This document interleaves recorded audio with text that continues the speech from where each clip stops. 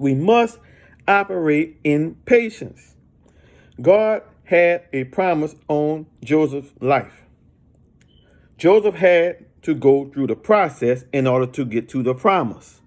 In order to go through the process, he had to have patience. He had to have patience in his pit experience. You can't be in a pit and not have patience if you trust in God to get you out of it.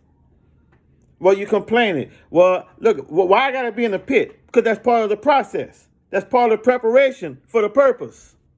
God have to equip us for the purpose. Well, Potiphar, I got people lying on me. This person lied on me. That's preparation for the promise. You're going to go through some things in order to get to the purpose. Don't focus on that. Allow God to work with you and prepare you for the promise. You got to have patience in order for that to happen. The prison experience. Your prison experience don't mean you're going to go to Angola.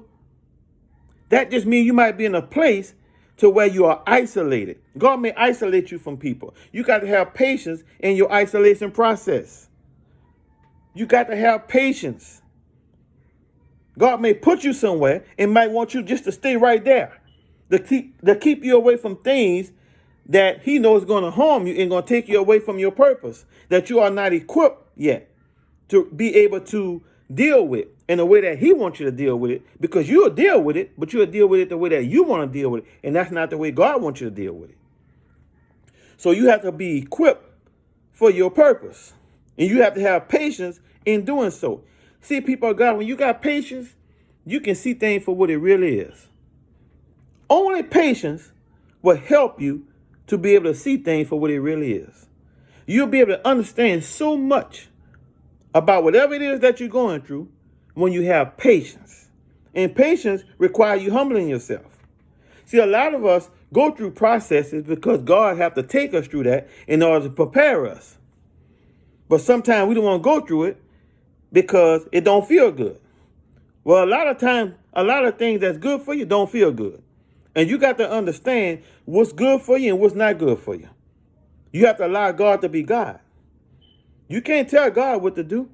You got to just follow his instructions. Now, when you don't follow the instruction, then you're going to pay the price. But who wants to pay the price when you can just get it right? Get it right.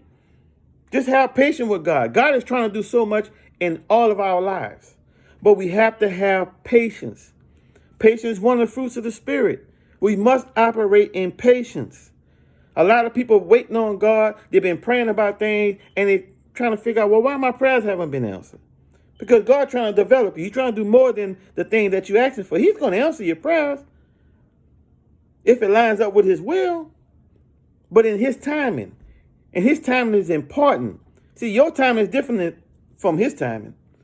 See, we want things right now to fit our situation at that time. But God is trying to work something so it can fit your situation for a lifetime. But you're trying to do something for the moment. You know, a lot of times we get caught up in doing things for the moment and it don't last.